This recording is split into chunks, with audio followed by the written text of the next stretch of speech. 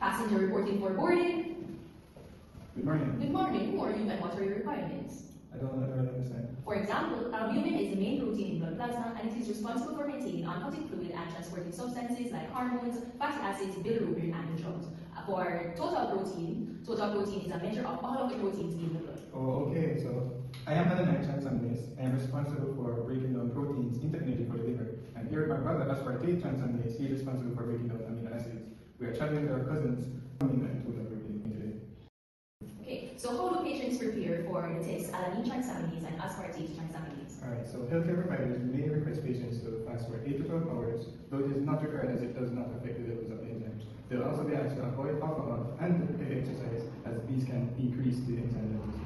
So what is the patient preparations for albumin and total protein? What are patient preparations? So it is kind of similar where patients should be mainly asked to fast for 8 to 12 hours, though this is also not required as it does not affect the levels.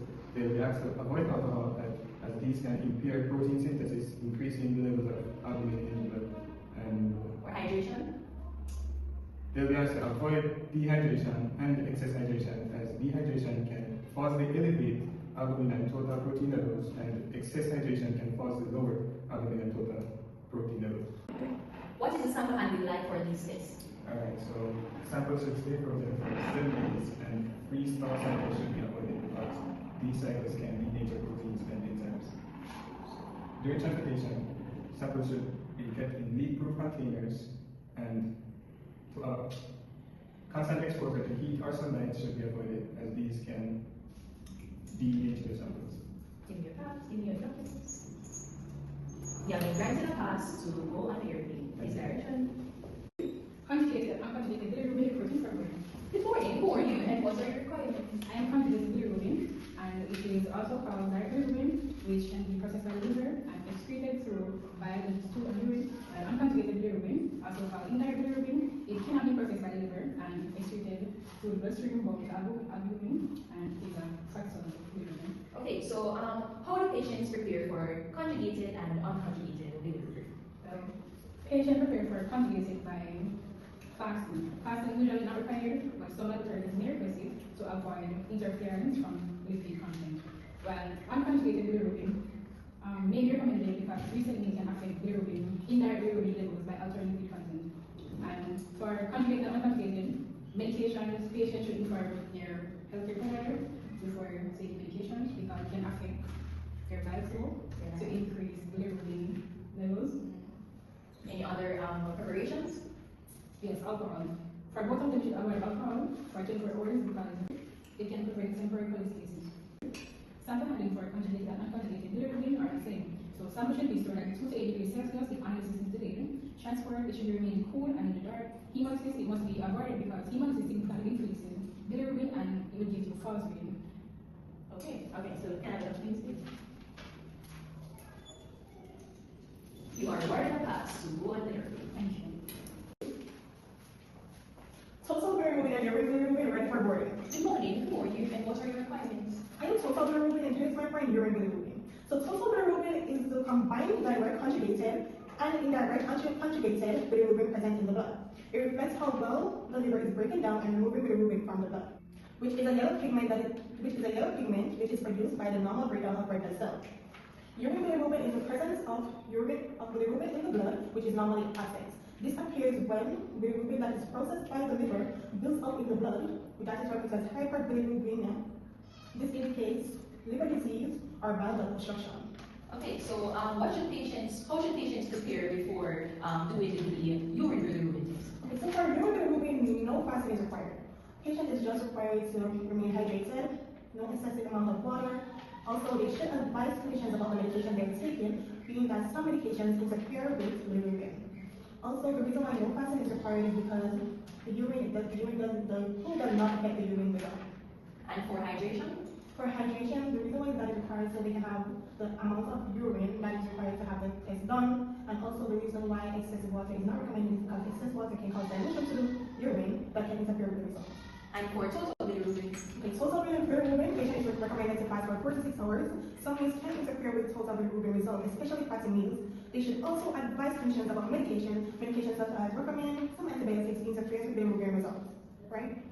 And the sample handling? Okay, so bilirubin is licensed, disclosed for both tests. So it's required for it to be protected from light as it can cause photodegradation. Also, it should be stored at 2 to 8 degrees Celsius if testing is delayed, being that bilirubin will degrade at a certain level if it's not stored. And any other sample handling? Okay, it should be transported within 2 hours and once again protected from light. If it's the case that the test is delayed, stored correctly, that's 2 to 8 degrees Celsius. Okay, can I have your please?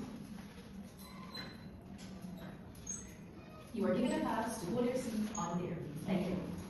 Bilirubin, amniotic fluid, and alkaline phosphatase enzyme ready for delivery. Good day. Good morning. And what are your requirements? I am bilirubin, amniotic fluid, and this is my friend, alkaline phosphatase enzyme. Bilirubin is a pigment that can increase in amniotic fluid due to the breakdown of red blood cells. Alkaline phosphatase is an enzyme found in the body that can act as a catalyst to speed up bodily processes. What are the preparations for patients like? For bilirubin, amniotic fluid, fasting is not required and pregnant patients may eat. This is because this does not affect the level of bilirubin in the body. For medications, a healthcare provider should be informed what medications you are on because taking medications like blood thinners and aspirin can increase red blood cells, which can affect processes in the body. Patients should avoid drinking alcohol 24 hours prior to this procedure as this can affect bleeding risk and bilirubin levels. For alkaline phosphatase, the patient prep is fasting is not required. However, some laboratories may ask you to fast as this can affect the alkaline phosphatase enzyme levels. For medications, a healthcare provider should be informed what medications, such as especially hormonal or aspirins, as this can affect the levels in the body. Patients should avoid drinking 24 hours prior to this procedure as to avoid liver enzyme activity. The sample handling for both bilirubin and alkaline phosphatase is for temperature. They should be kept at a controlled temperature as to prevent enzyme degradation and bilirubin degradation. And they should be kept in storage in clean and covered containers as to prevent reactivity. With other components? Yes. Okay. On forward. Thank you.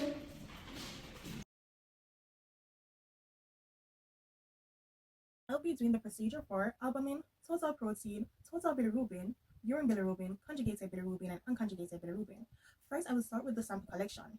Blood is drawn from the median cubital vein into a serum separated tube and allowed to clot, then centrifuge to obtain clear serum. For the urine bilirubin, a fresh sample is collected and protected from light. Albumin and total protein use the same colorimetric methods. Albumin reacts with dye reagent, BCG or BCP.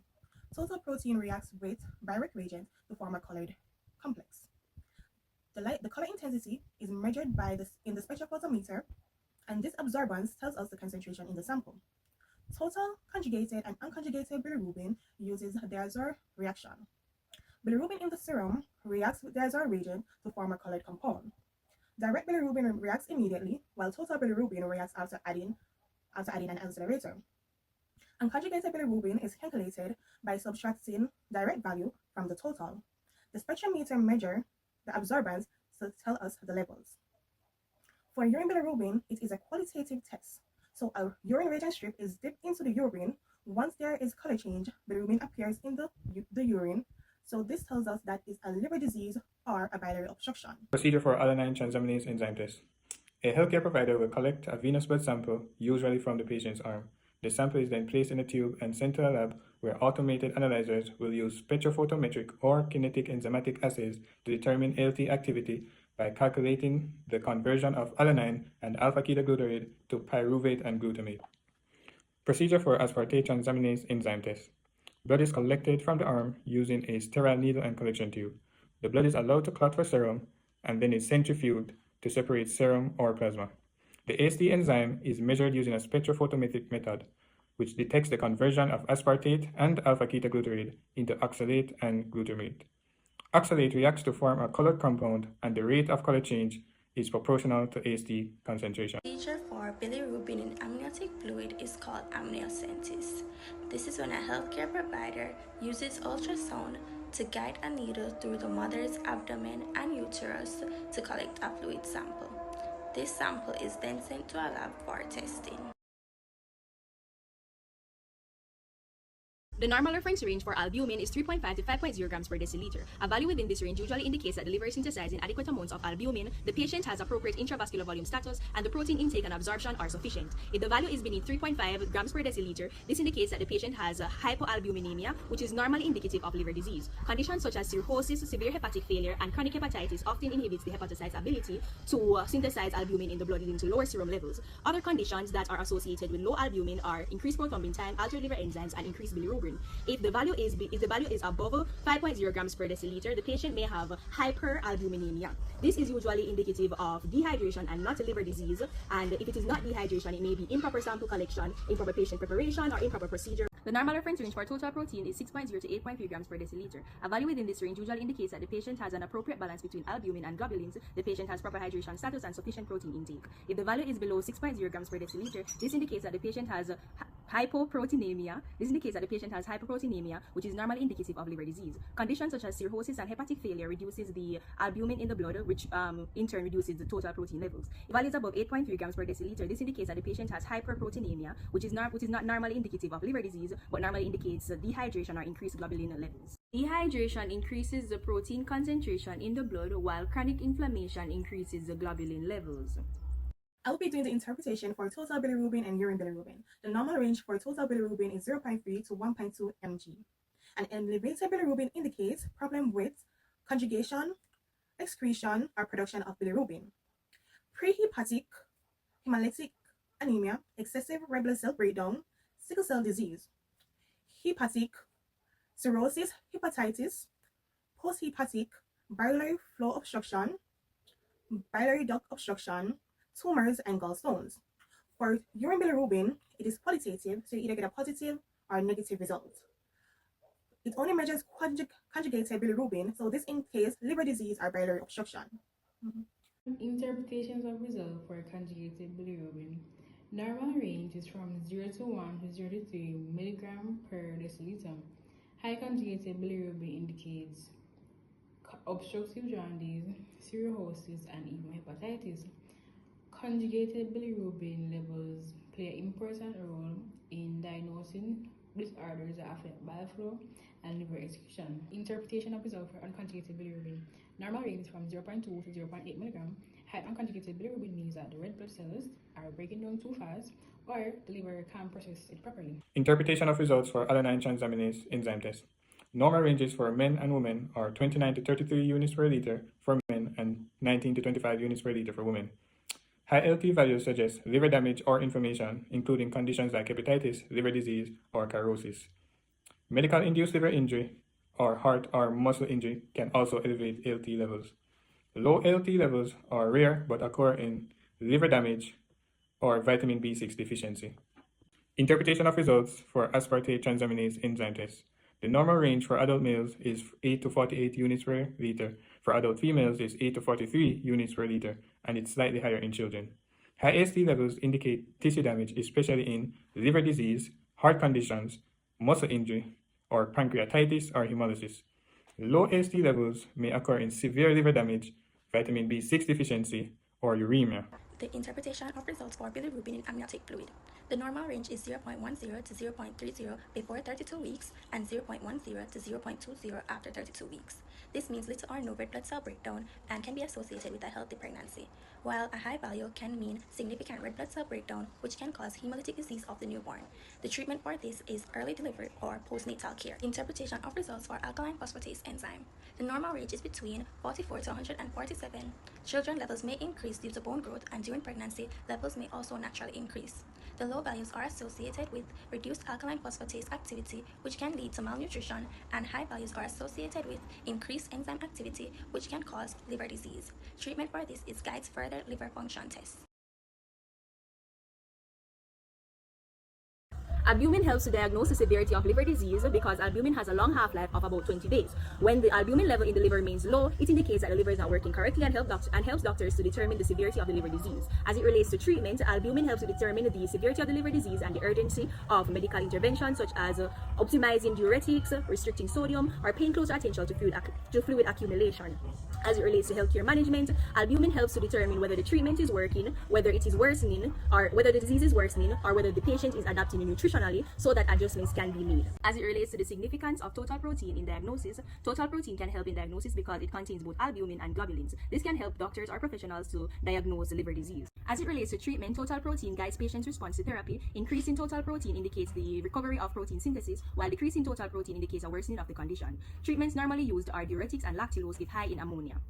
As it relates to healthcare management, total protein can guide healthcare management by alerting professionals whether or not the patient is responding to therapy so that adjustments can be made. Total bilirubin and urine bilirubin shows how well the liver is processing and removing bilirubin. Abnormal results assist in identifying cause of jaundice, guide in treatment decisions, and help monitors how well patients respond to care. Treatment for conjugated bilirubin. Elevated conjugated bilirubin direct treatment toward mild obstruction or impaired bile flow. When levels are high, clinicals will normally identify the cause of it, such as gallstone, tumor, or even cholestasis.